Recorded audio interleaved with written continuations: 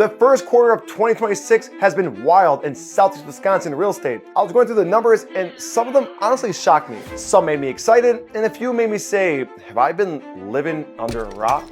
So in today's video, we're breaking down 5 counties my team and I cover in southeast Wisconsin: Kenosha County, Racine County, Walworth County, Waukesha County, and of course, Milwaukee County. And the reason this matters is simple. These markets are close on the map, but they're not moving the same way. Some counties are getting tighter, some are seeing more inventory, and some are still affordable. And some are starting to become very expensive very fast. So let's get into it.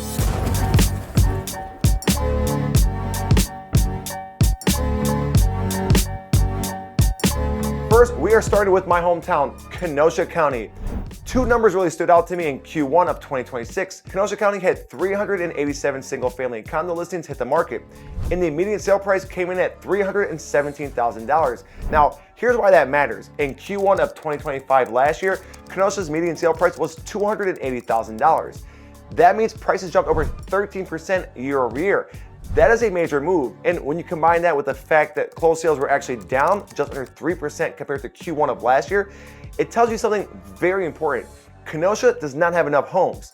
Demand is still there and buyers are very active in this market, and the inventory is very tight. And this is one reason we are seeing more demand in new construction land here in Kenosha. My team and I are also seeing more relocation buyers coming to Kenosha County. Since the start of this year, we've helped people moving here from all over the country. Some are relocating for jobs at Eli Lilly, some are moving for Uline, and some military families are getting stationed right over the border and choosing Kenosha as their home. So when you look at Kenosha, the story is pretty simple. More people want to be here, less people are leaving, and there are not enough homes to meet the demand. Out of the 5 counties we're covering, Kenosha has one of the tightest inventory stories right now. And that brings us into another tight market, Walworth County. Walworth County is interesting because it is one of the most unique markets in the entire state. On one side, you have Geneva Lake. You have lakefront homes in places like Fontana, Williams Bay, Lynn, and Lake Geneva, selling for millions of dollars. Some of these properties are trading over $8 million. That is a completely different level of real estate. But Walworth County is not just luxury lakefront. You also have rural properties. You have homes with acreage. You have older farmhouses. You have mid-century homes. You have college town investment opportunities in the University of Whitewater.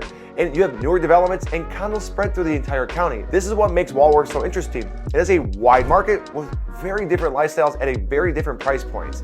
In Q1 of 2026, the median sale price in Walworth County came in at $412,000. That is up 14% from last year at the same time, when the median was around $360,000. We also saw 5% more homes hit the market compared to Q1 of 2025. So even with little more inventory, prices still moved up in a big way. That's telling me that demand is still strong, but the buyer pool in Walworth can be very different depending on where you're at. A buyer looking for a lake house in Lake Geneva is not the same buyer looking for a rural property outside in Alcorn or a condo near Delavan. Same county, different lifestyle, and that's why the local market matters. Hey, real quick, if you're getting value from this video, please make sure you subscribe.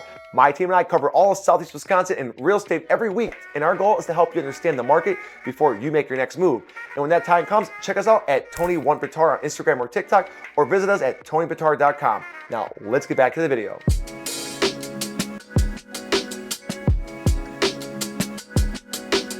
Now let's move into Racine County. And Racine may be one of the most interesting counties in southeast Wisconsin right now, not just for homeowners, but for investors too. The numbers tell a real story. In Q1 of 2026, Racine County had the same amount of homes hit the market compared to Q1 of last year in 2025, but closed sales were up 3.7% and the median sale price jumped 10.5%. In Q1 of 2026, the median sale price was $305,000, when last year it was $276,000. That is a very strong move. And here's why Racine is so interesting in my opinion. You still have areas where buyers can find more affordability compared to other surrounding counties, but you also have lakefront pockets. You'll have downtown Racine, you have homes near Lake Michigan, and you have commuters who want to be close to Milwaukee, Kenosha, or even the Illinois border. Racine has a strong employment base. You also have S.C. Johnson, which is headquartered here, and it was reported last year they were relocating about 170 employees from their Chicago office to their Racine headquarters.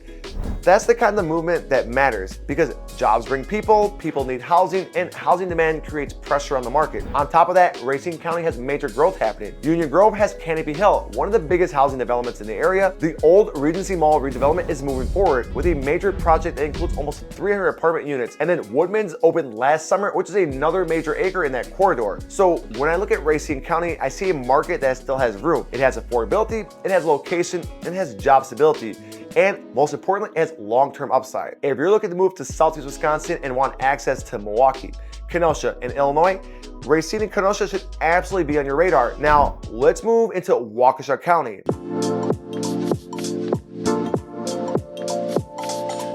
And Waukesha has some numbers that really stood out. In Q1 of 2026, new listings were up 22% compared to Q1 of 2025.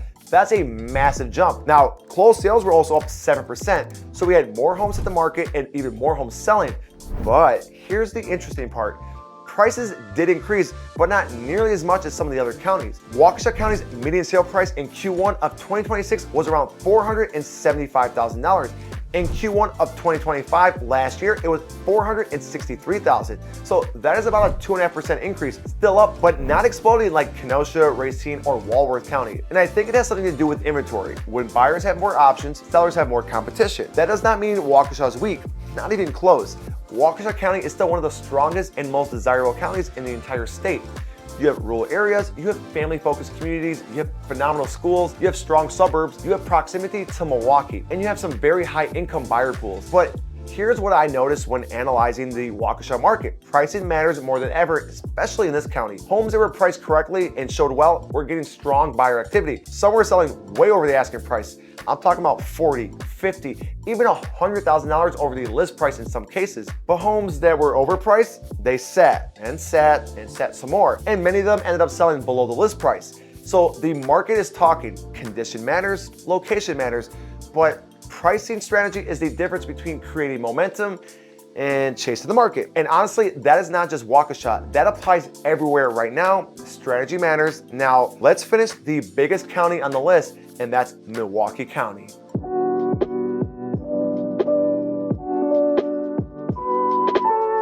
Milwaukee County has almost as many sales in Q1 as the other 4 counties combined. This is how much volume moves through this market. In Q1 of 2026, Milwaukee County saw 12.5% more homes hit the market compared to Q1 of 2025. Pretty much the same amount of homes sold, but at the same time, the median sale price increased by 7.7%. The median price came in at $280,000 in Q1 of 2026. Now compare that to $260,000 in Q1 of 2025. So even with more inventory, prices still moved up. In Milwaukee, it's a totally different animal because it gives buyers so many lifestyle options. You have downtown Milwaukee, you have Walker's Point, you have the 3rd Ward, and you have Westtown. But then you also have suburb neighborhoods like Wauwatosa, Franklin, Whitefish Bay, and then you have West Allis and Greenfield, and much more. Then you have the city of Milwaukee itself, where buyers can still find more house for more money depending on the neighborhood. Milwaukee gives you the biggest city presence out of all the 5 counties. Professional sport teams in the Milwaukee Brewers and the Milwaukee Bucks, concert venues with Summerfest. You have major colleges like Marquette, UW Milwaukee, just to name a few, lakefront lifestyles, and of course corporate jobs. And a totally different pace than the suburb and rural markets around it. But when I look at the housing numbers, Milwaukee tells me the same thing every other county is telling me. Condition matters, location matters, and pricing matters. A well-priced home in a good location that shows well can still perform extremely strong. But if a home is overpriced, has condition issues, or misses that mark online, the market is not as forgiving as people think. This is the big takeaway from Q1 of 2026. Southeast Wisconsin is not one market. It has many different markets moving at different speeds. Kenosha is tight and growing fast. Walworth is expensive, lifestyle driven, and Racine may be one of the best long-term value plays in the entire area. Waukesha is strong, but inventory is giving buyers more options. And Milwaukee continues the volume engine of Southeast Wisconsin. So whether you're buying, selling, investing, or relocating, the mistake is thinking all Southeast Wisconsin behaves the same.